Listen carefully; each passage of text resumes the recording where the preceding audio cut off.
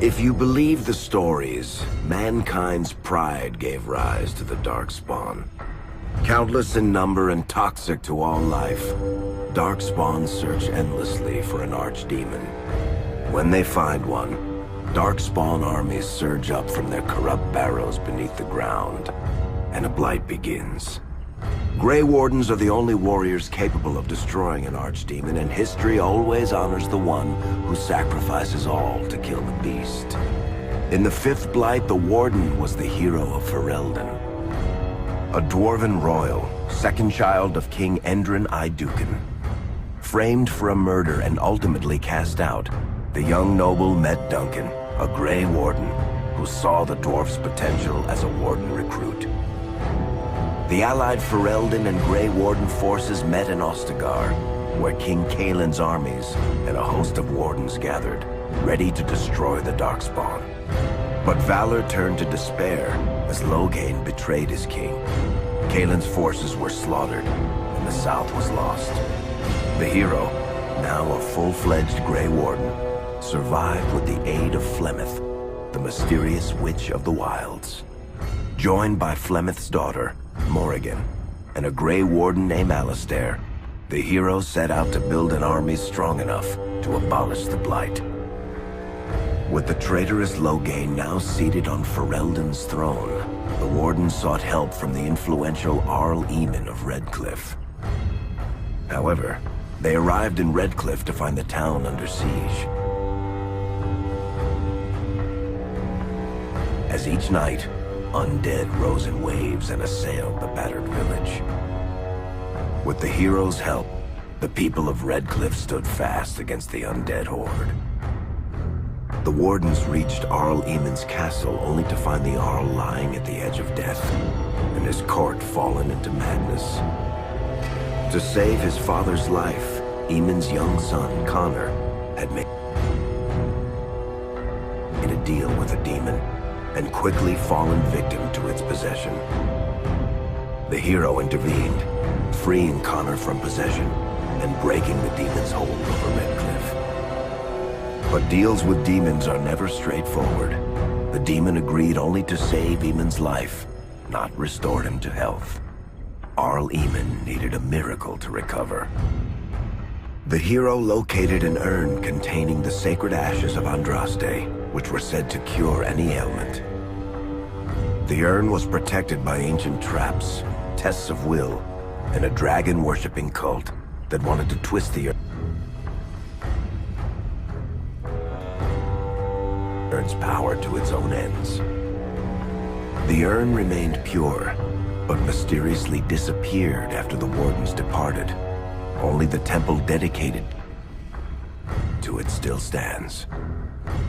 With a pinch of the ashes, the hero restored the Arl to health. Informed of Loghain's treachery, Eamon swore his political and military support.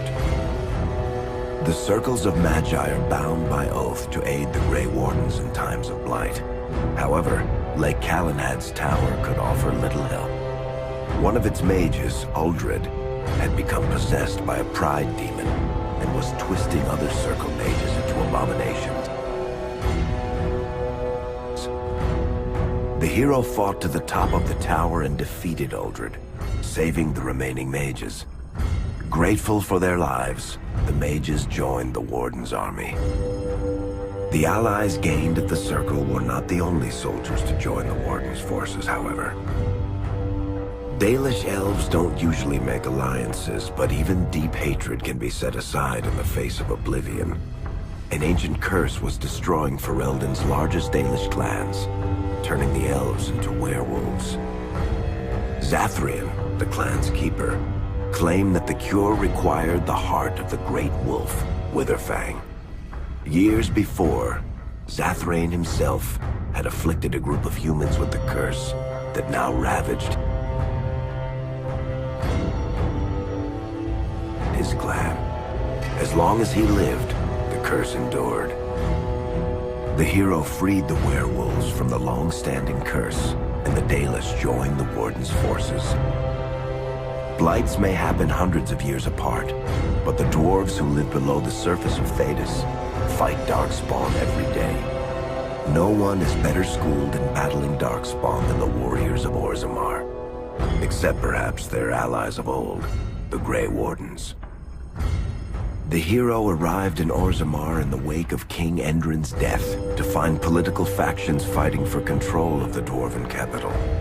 Only the vote of a venerated paragon could break the deadlock to elect a ruler, and order the dwarves to honor their Grey Warden treaty and join the battle against the new Blight. The hero set off to find a paragon named Branka, who had disappeared into the Deep Roads in search of a legendary artifact, the Anvil of the Void, created by the renowned smith Caradon to forge mighty war golems. The hero helped Caradon destroy the Anvil of the Void, along with the dark secrets that could trap a living soul inside a mechanical construct. The hero emerged from the Deep Roads with a master-forged crown to bestow the Paragon's favor upon whichever rival candidate would be crowned king. Balin, the youngest son of King Endrin who was suspected of foul play, or Haramont, the aging traditionalist backed by the Dwarven Assembly. Balin followed his father to the throne. He leads with a ruthless but progressive hand, seeking to re-establish ties to the surface kingdoms.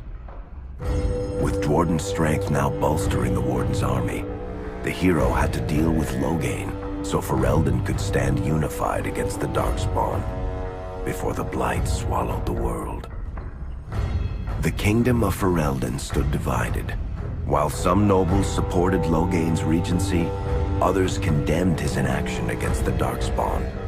Civil war brewed, and Arl Eamon called a landsmeet in hopes of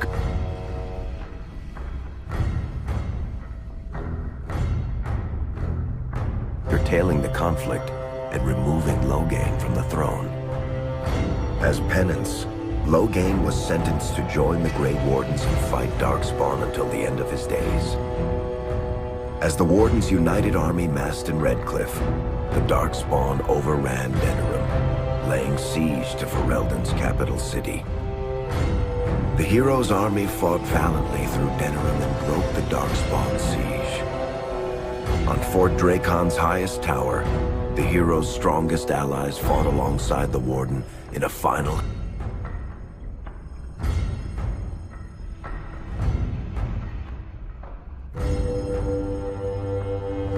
heroic battle against the massive Archdemon. The Archdemon was killed without the sacrifice of a Grey Warden's life.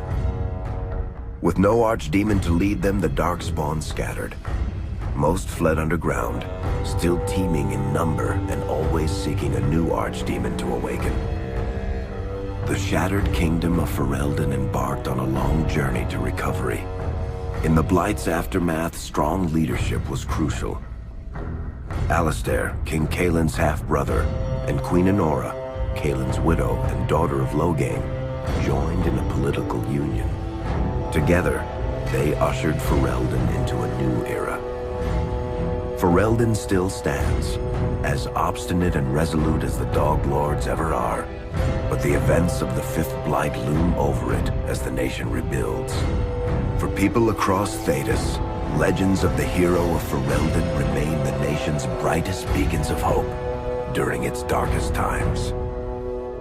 It all began in Kirkwall, the fall of Knight Commander Meredith, the Kunari Uprising, and of course, the Chantry's destruction and the onset of Mage Rebellion. One person always stood amidst the swirling chaos: Hawke, the champion of Kirkwall. The Hawke family fled Lothering, refugees from the Blight. Leandra, mother of the champion, and siblings Bethany and Carver hoped to find refuge at her family's estate in Kirkwall, far to the north. While Hawke had no magical abilities, the champion was at the heart of events that ultimately led to the Mage Rebellion. The Hawks escaped the Blight with the help of Aveline Valen, a warrior and family friend. It's said that the family was also aided by Flemeth, the notorious Witch of the Wilds. Hawke's brother, Carver, never reached the Free Marches. he was killed by Darkspawn while protecting his family. The family's first years in Kirkwall were difficult. Leandra's brother Gamlin had lost the family fortune. The Hawks lived in poverty, forced to indenture themselves in return for entrance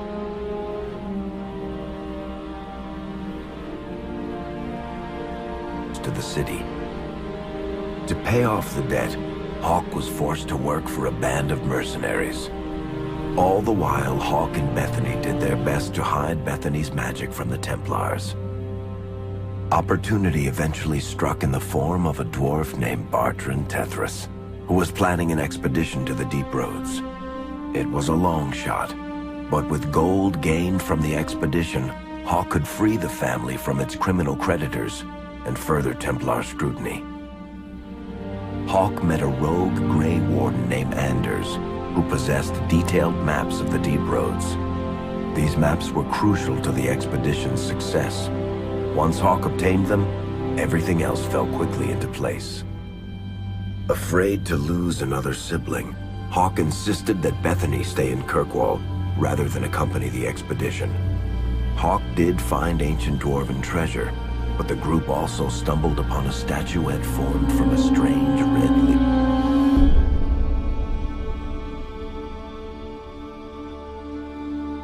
Hawk met a rogue Grey Warden named Anders, who possessed detailed maps of the Deep Roads. These maps were crucial to the expedition's success. Once Hawk obtained them, everything else fell quickly into place. Bethany joined Hawk on the expedition. The siblings found ancient dwarven treasure and a statuette formed from a strange red lyrium. Bethany fell victim to the blight that suffuses the Deep Roads, but Anders led her to a group of Grey Wardens who were able to save her life. The gold Hawk recovered from the Deep Roads brought back Leandra's stately childhood home in Hightown. The Hawks had barely settled into their new home when Leandra was murdered. A deeply sinister and twisted killing. Hawk hunted down Quentin, the blood mage responsible, but could not prevent Leandra's death. Leandra's tragic death was part of a critical problem facing Kirkwall.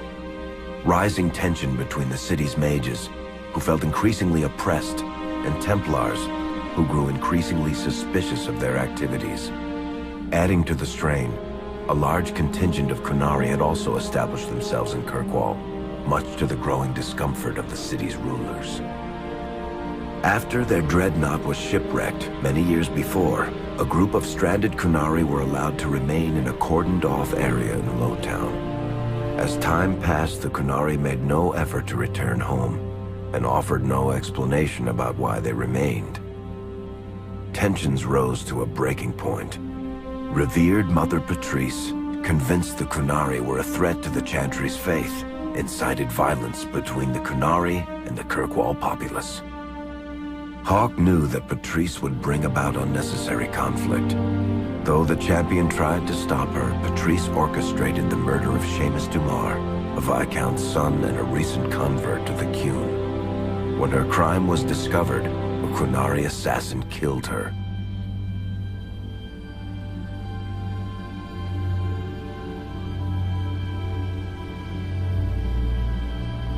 After Seamus was murdered, the Arashok of the Qunari group lost patience with the humans of Kirkwall. They would now submit to the Qun or die. The